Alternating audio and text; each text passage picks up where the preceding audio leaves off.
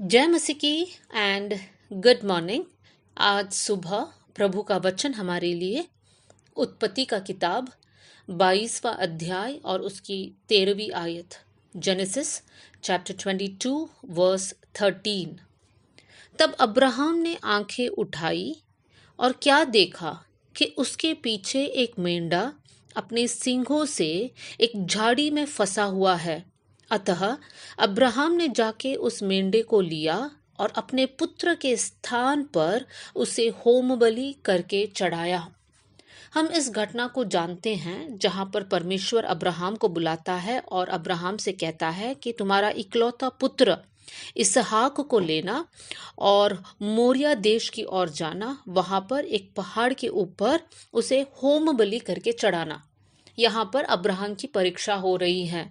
Abraham परमेश्वर का आज्ञा मानता है और मोरिया देश की ओर जाता है, उस पहाड़ पर चढ़ता है, वहां पर एक वेदी बनाता है और इसहाक को बांधकर उस वेदी पर रखता है। और अब्राहम चूरी को उठाता है ताकि वो इसहाक को एक बलिदान करके चढ़ाए। लेकिन जैसे ही अब्राहम चूरी को उठाता है, परमेश्वर अब्राहम को बुलाता है। परमेश्वर कहता है अब्राहम, और अब्राहम परमेश्वर की आवाज को सुनता है। तब परमेश्वर कहता है उस लड़के पर हाथ मत बढ़ाना, उसे कुछ नहीं करना। परमेश्वर ये बलिदान होने नहीं देता है। लेकिन जब अब्राहम अपनी आंखों को उठाता है, जिस आयत हमने अभी पढ़ा, तब वो क्या देखता है कि एक झाड़ी में एक मेंढा फंसा हुआ है और उस मेंढे को लेकर अब्राहम परमेश्वर के लिए एक बलिदान चढ़ाता है। मेरे प्रियो, अगर हम लोग एक मिनट यहाँ पर रुककर सोचें, अब्राहम जब आंख उठाकर देखता है उसे एक मेंढा दिखता है, लेकिन वास्तव में परमेश्वर उस मेंढा को वहां पर तैयार करके रखा था।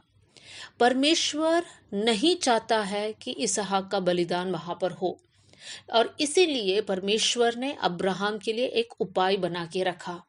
अब्राहम अपने शारीरिक आंखों से उस बात को नहीं देख पाया होगा, क्योंकि अब्राहम जब सफर कर रहा था वो इस दुख के साथ चल रहा होगा कि इसहाक मेरा इकलौता बेटा है, थोड़ी देर में मैं उसको खत्म करने जा रहा हूँ, मैं परमेश्वर से प्रेम करता हूँ, मुझे परमेश्वर की बातों को मानना है, हम हमारे जीवन में हमारे परिवार में एक नुकसान होने वाला है, ये सारी बातें सोचकर अब्राहम जा रहा है। लेकिन हम जब इस घटना को पढ़ते हैं, हम इस बात को जानते हैं कि परमेश्वर अब्राहम का बेटा इसहाक के बदले एक मेंढा को वहां पर तैयार करके रखता है। देखिए, परमेश्वर सही समय पर वहां पर अब्राहम की आंखें खोलता है और अब्राहम वो देख पाता है। मेरे प्रियो, ये कोई इत्तेफाक नहीं है। देखिए, एक और घटना मैं आपके सामने रखना चाहती हूँ। रूथ जो है, काम करने किसी के खेत में पहुंचती है और हम जानते हैं वो बोआज के खेत में पहुंचती है। यहाँ पर भी कोई संयोग वाली बात नहीं है कि एक्सीडेंटली वो बोआज के खेत में गई, ऐसा नहीं है। परमेश्वर ने रूथ के लिए कुछ तैयार किया था। जब रूथ यह निर्णय लेती है कि मैं परमेश्वर के लिए जीऊंगी, परमेश्वर रूथ के लिए एक रास्ता खोलता है। रूथ को नहीं पता, लेकिन परमेश्वर रूथ को ऐसे खेत में लेकर जाता है जो बोआज का है। मेरे प्रियो, बहुत से वक्त परमेश्वर जो हमारे लिए तैयार करता है वो हमारी आंखों से हम देख नहीं पाते हैं, लेकिन इसका मतलब ये नहीं कि हम विश्वास से पीछे हट जाए। इसका मतलब ये नहीं कि हम निराश हो जाए, हम डिस्करेज हो जाए। नहीं प्रियो, विश्वास के जीवन को आगे बढ़िए। आप परमेश्वर जो आपके लिए तैयार किया है वो सही समय पर आपके जीवन में आपके पास आएगा। तो विश्वास कीजिए, निराश नहीं होना।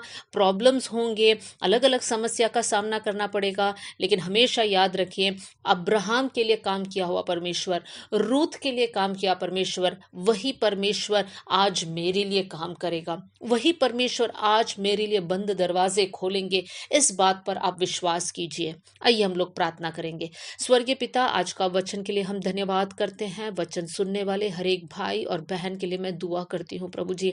परमेश्वर, अगर कोई निराश है कि क्यों उनके जीवन के लिए कोई रास्ता दिख नहीं रहा है, तो प्रभु मैं प्रार्थना करती हूँ परमेश्वर, जो समय आपने तय किया है परमेश्वर, प्रभु जो आशीष आपने इनके लिए रखा है प्रभु, उस समय तक इंतजार करने का धीरज उनके अंदर देना कर मैं प्रार्थना करती हूँ प्रभु जी।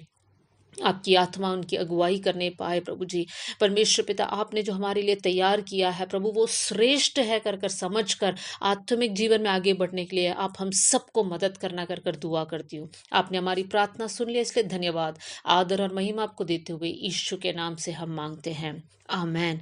God bless you all. जय मसीह की।